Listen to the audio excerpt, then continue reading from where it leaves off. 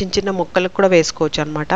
తక్కువ అయిందనుకోండి plant leaves అన్నీ కూడా సీడ్లింగ్స్ కి చాలా బాగా పనిచేస్తుంది, బాగా గ్రో అవ్వడానికి. పిండి ఒక్కొక్కసారి జర్మినేట్ అవుతాయి కానీ మొలకలు బయటికి రావు అనమాట. సాయిల్లో బయాలజికల్ యాక్టివిటీ ఎక్కువ పెరుగుతుంది అనమాట. దాని కొమ్మలు అవన్నీ కూడా చాలా గట్టిగా ఫామ్ అవుతాయి, ఫర్మెంట్ చేయట్లేదు.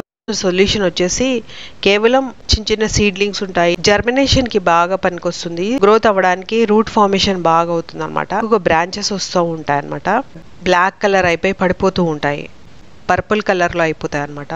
మొగ్గలు చిన్న పాట్స్ లో కూడా చాలా మంది ఫ్రెండ్స్ అడుగుతున్నారు చిన్న చిన్న మొక్కలకి ఎలాంటి ఫర్టిలైజర్ వేయాలి అని అడుగుతున్నారు. అయితే ఎక్కువగా అయితే మనము చిన్న చిన్న మొక్కలకి ఫర్టిలైజర్స్ వేయం కదా. అయితే ఈ రోజు చిన్న చిన్న మొక్కలకి ఇంకా సీడ్లింగ్స్ బాగా గ్రో అవ్వడానికి అలాగే జర్మినేషన్ బాగా జరగడానికి ఎలాంటి ఫర్టిలైజర్ వాడాలో అది చూద్దాము.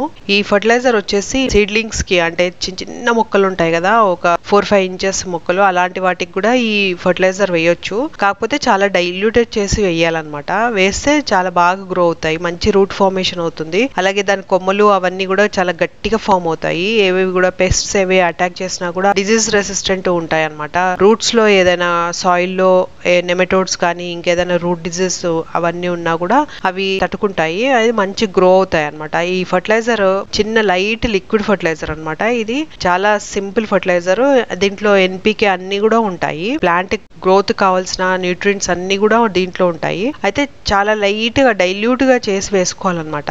మంచి పూలు మంచి కాయలు వస్తాయి, అలాగే లీవ్స్ అన్ని కూడా బాగా గ్రీన్ గా అవుతాయి, అలాగే ఫోటోసింథసిస్ బాగా జరుగుతుంది. ఈ ఫర్టిలైజర్ వచ్చేసి మనము ఒక చిన్న గ్లాస్ తీసుకుంటాము, ప్లాస్టిక్ గ్లాస్. ఆవాలు పిండి అనమాట, ఆవాలు ఉంటాయి కదా మస్టర్డ్ సీడ్స్, ఆవాలు, దీని పిండి ఒక 1/2 స్పూన్ వేస్తున్నాను. దీంట్లో ఒక బనానా పీలు. మా పాట్స్ చాలా చిన్న చిన్న పాట్స్ అండ్ చాలా డైల్యూట్ చేసేసరికి అన్ని పాట్స్ కి సరిపోతాయి, అందుకే ఈ ఒకటే బనానా పీల్ తీసుకున్నాను. ఈ పీల్ వచ్చేసి చిన్న చిన్న ముక్కలు చేశాను అనమాట. ఇలాగ 1 స్పూన్ అంత ఉన్నది ఈ పీల్స్. ఇవి వచ్చేసి గ్లాస్ లో వేస్తున్నాను. ఇది వేసేసి మంచిగా నీళ్లు వేసేసి ఫిల్ చేసేసి దీనికి మూత పెట్టేసి నైట్ అంతా సోక్ చేసి పెట్టేసేయాలన్నమాట.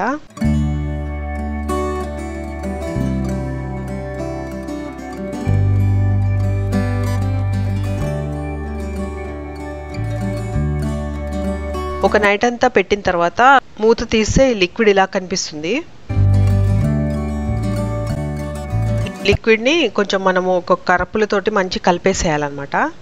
ఇది చాలా స్ట్రాంగ్ ఉంటుంది, ఇది డైరెక్ట్ గా ఇలా వేయకూడదు. దీంట్లో చాలా న్యూట్రియంట్స్ ఉంటాయి, ప్లాంట్ కి కావాల్సిన న్యూట్రియంట్స్ అన్ని చాలా ఉంటాయి.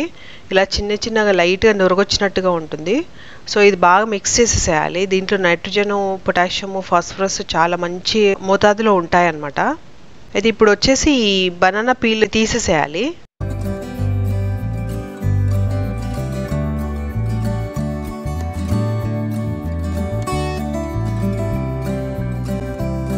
ఇది తీసేసి వేరే పెద్ద ప్లాంట్స్ ఉంటాయి కదా, ప్లాంట్స్ సాయిల్ లో వేసేసేయాలి, లేకపోతే కంపోస్ట్ లో వేసేసేయాలన్నమాట. ఇది మంచి కంపోస్ట్ తయారవుతుంది.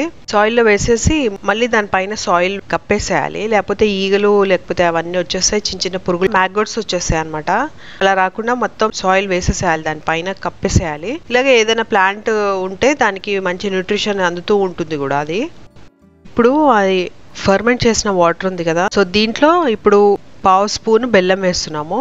ఈ బెల్లం వేసేసి మంచిగా బాగా కలిపేసేయాలన్నమాట, టోటల్గా కలిపేసేయాలి. బెల్లంలో మంచి కాంపోనెంట్స్ ఉంటాయి. బెల్లము ప్లాంట్ ఫర్టిలిటీని పెంచుతుంది అనమాట, అలాగే డ్రాట్ రెసిస్టెంట్ పెంచుతుంది. బాగా 3 కూడా బాగా కలిసిపోయాయి. ఆల్రెడీ మనం ఆవపిండి వేసేసి అరటిపండు తొక్కలేసి కలిపాం కదా, దాంట్లో బెల్లం ఇప్పుడు వేసి కలిపేసాము. ఇది మళ్ళీ ఫర్మెంట్ చేయట్లేదు. ఇందాక మనం గ్లాస్ తీసుకున్నాం కదా, ఆ గ్లాస్ తీసుకోవాలి. ఆ గ్లాస్ తీసుకొని ఇప్పుడు మిక్స్ చేసిన సొల్యూషన్ వచ్చేసి కేవలం ఒక 20% వేయాలి, చాలా తక్కువ వేయాలన్నమాట. ఇప్పుడు నేను చూపిస్తున్నట్టుగా అంత కొంచెం వేయాలన్నమాట. అంతే కొంచెం వేసేసి దాని తర్వాత ఫుల్ వాటర్ వేసేసేయాలి. టోటల్గా గ్లాస్ అంతా నిండిపోయినంత వరకు వాటర్ వేసేసేయాలి. సో ఇప్పుడు వరకు మీరు మన ఛానల్ని సబ్స్క్రైబ్ చేసుకోకపోతే సబ్స్క్రైబ్ చేసుకోండి, అలాగే లైక్ చేసి షేర్ చేస్తూ ఉండండి. Welcome to Telugu gardener with arts. అలాగే మీరు నన్ను ఇన్స్టాగ్రామ్ ఇంకా ఫేస్బుక్లో కూడా ఫాలో అవ్వచ్చు.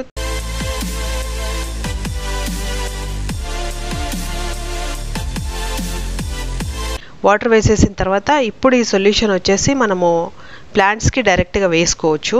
ఈ సొల్యూషన్ అంటే డైల్యూట్ చేసిన సొల్యూషన్ వచ్చేసి ప్లాంట్స్కి వేసుకోవచ్చు, చిన్న చిన్న మొక్కలకు కూడా వేసుకోవచ్చు అనమాట. లైట్గా చేసాం కదా, ఇప్పుడు చిన్న చిన్న సీడ్లింగ్స్ ఉంటాయి, లేకపోతే ఆకుకూరలు ఉంటాయి, అలాంటి వాటికి కూడా వేసుకోవచ్చు. ఇవి జర్మినేషన్కి బాగా పనికొస్తుంది.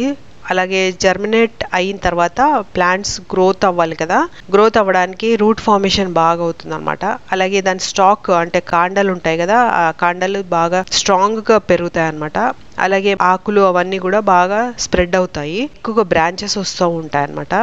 అలాగే ఫోటోసింథసిస్ ఫార్మేషన్ బాగా జరుగుతుంది. ఫోటోసింథసిస్ బాగా అయితే ప్లాంట్స్ లో చాలా న్యూట్రియన్స్ అన్ని కూడా బాగా స్ప్రెడ్ అవుతాయి అనమాట. సో అలాగే ఈ సొల్యూషన్ అన్ని ప్లాంట్స్ కి కొంచెం కొంచెం వేసేసేయచ్చు.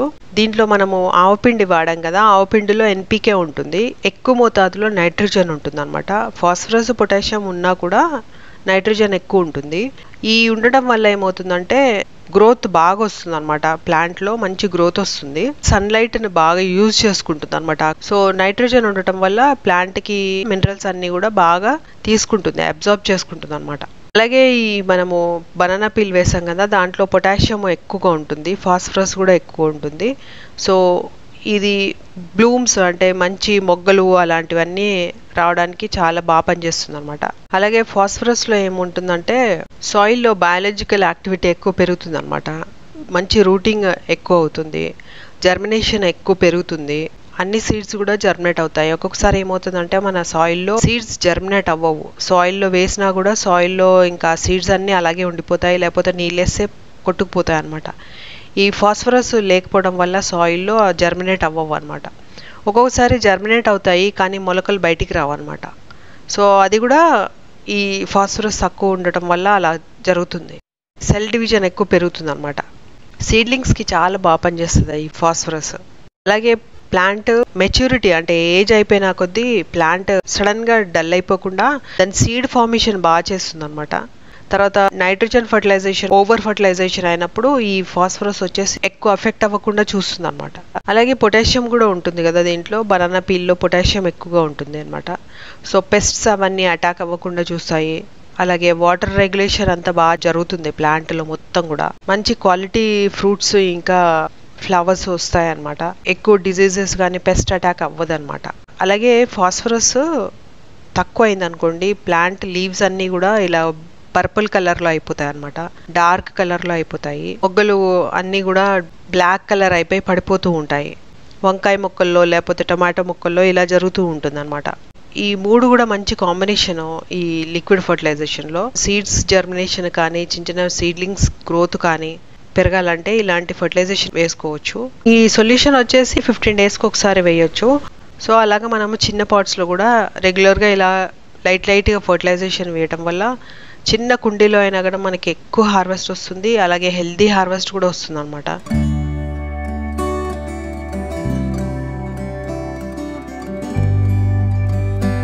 అలా అని ఓవర్ ఫర్టిలైజేషన్ చేయకూడదు, చాలా డైల్యూట్గా చేస్తూ ఉండాలన్నమాట. సో హోప్ ఈ వీడియో ఇన్ఫర్మేటివ్ ఉందని అనుకుంటున్నాను. ఒకవేళ నచ్చితే లైక్ చేయండి, షేర్ చేయండి, సబ్స్క్రైబ్ చేయండి. Thank you so much for watching the video.